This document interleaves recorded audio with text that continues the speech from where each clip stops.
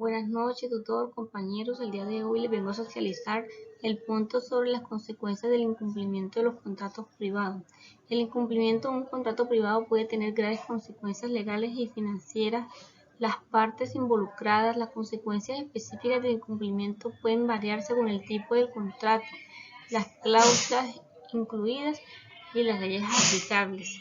En general, las consecuencias del incumplimiento del contrato privado pueden incluir en las siguientes: reclamación del daño y perjuicio, cumplimiento forzoso, sanciones administrativas. El incumplimiento de los contratos está estipulado en el Código Civil, mediante el cual define el contrato. El incumplimiento de un contrato puede acatar directamente los derechos de la otra persona implicada, por lo que la persona o la parte responsable está obligada a subsanar los daños e incluso a cumplir ciertas sanciones. Por lo anterior, primero se revisan las vías de hecho, se revisan las causas y efectos con el fin de determinar el grado de responsabilidad en el incumplimiento del contrato entre las partes. Entre otras de las sanciones en las que se ve inmerso la parte que incumple el contrato es el pago de una indemnización a la otra parte afectada. Tenemos también la parte afectada puede reclamar demostrando los hechos sufridos y lo establecido en el documento. El incumplimiento del contrato puede ser de causa pérdida económica, penalizaciones, daño de reputación o de la marca, pérdida de clientes, problemas mentales, conflictos en propiedades. De los contratos civiles, comerciales y laborales y su clasificación por especialidad. En los contratos civiles tenemos a los contratos nominados. Estos son contratos que están regulados y definidos por la ley. Ejemplos de estos contratos pueden ser la compraventa, el contrato de arrendamiento, el contrato de préstamo y el contrato de donación. Cada uno de estos contratos tiene requisitos y regulaciones específicas por cumplir. Los contratos innominados son aquellos que no están regulados por la ley, pero que al igual son válidos entre las partes.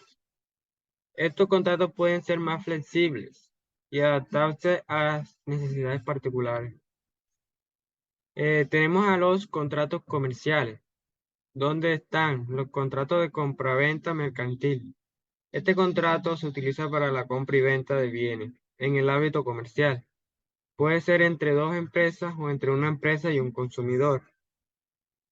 También está regulado por las leyes comerciales específicas y pueden incluir comerciales y garantías. Los contratos de distribución. Este tipo de contrato establece los términos y condiciones para la distribución de productos entre un fabricante y un proveedor y un distribuidor. Puede incluir detalles sobre territorio, plazos, responsabilidades y acuerdos de exclusividad. Los contratos de franquicia. Un contrato de franquicia se utiliza cuando una empresa otorga a un tercero el derecho de operar un negocio bajo su nombre y utilizando su modelo de negocio. Se regula por términos de franquicia, incluyendo los pagos de regalías y la asistencia de uso de marcas registradas.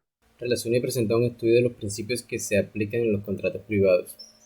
Los principios que se aplican en los contratos privados son fundamentales para garantizar que los acuerdos sean justos, equitativos y legalmente válidos. En estos principios encontramos el principio de autonomía de la voluntad. Establece que las partes involucradas en un contrato tienen el derecho de acordar los términos y condiciones según su propia voluntad. En otras palabras, las partes son libres de negociar y acordar las cláusulas del contrato de acuerdo con sus intereses mutuos dentro de los límites de la ley. Principio de consentimiento. El consentimiento de ambas partes es esencial para la validez de un contrato. Las partes deben entender los términos y condiciones del contrato y aceptarlas voluntariamente. Principios de legalidad. Establece que los contratos privados deben cumplir con las leyes y regulaciones aplicables. Los contratos que van en contra de la ley son nulos y no vinculantes. Por lo tanto, las partes deben asegurarse de que su contrato sea legal y no infrinja ninguna normatividad. Principio de buena fe. Las partes deben actuar de buena fe durante la negociación, ejecución y cumplimiento del contrato. Esto significa que deben comportarse de manera honesta, justa y leal en todas las etapas del contrato. Principio de equilibrio de prestaciones. Este principio sostiene que las obligaciones y beneficios en un contrato deben ser equitativos y proporcionales. Las partes no deben explotar o perjudicar injustamente a la otra parte. Principio de no discriminación.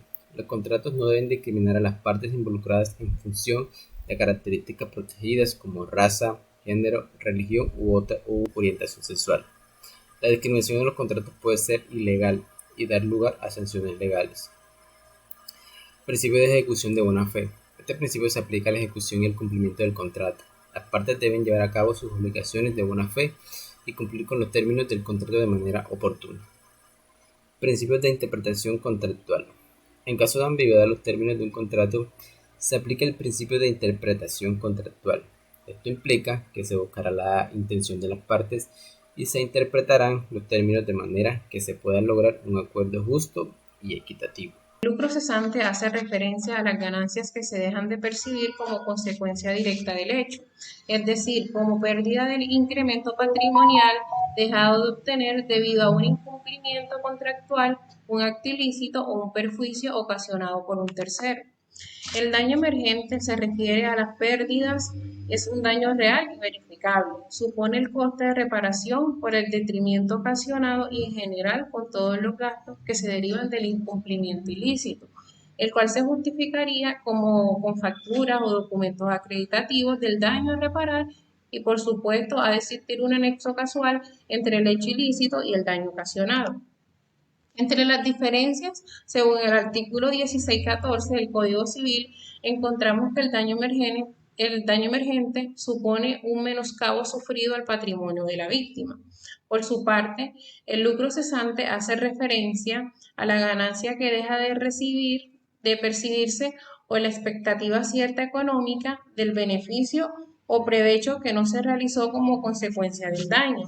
Por otro lado, el daño emergente se refiere a la pérdida de un patrimonio, lo que constituye fundamentalmente el coste de reparación, el valor de reposición del bien o derecho lesionado como consecuencia del hecho dañoso, y mientras que el lucro cesante a ganancias dejadas de percibir.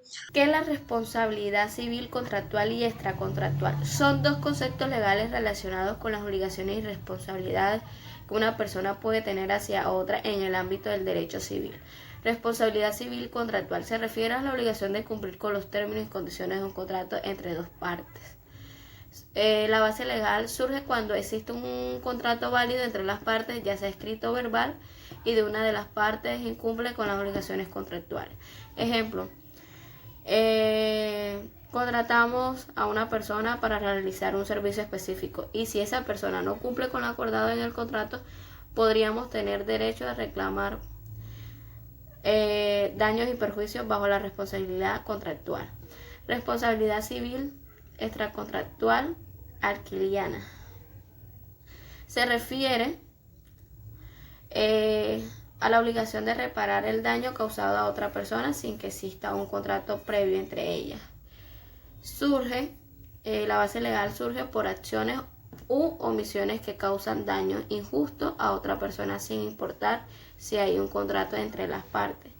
Ejemplo, si alguien causa un accidente de tráfico debido a su negligencia y esto resulta en daños a otra persona, la responsabilidad civil extracontractual podría aplicarse para compensar esos daños, incluso si no hay un contrato directo entre las partes involucradas.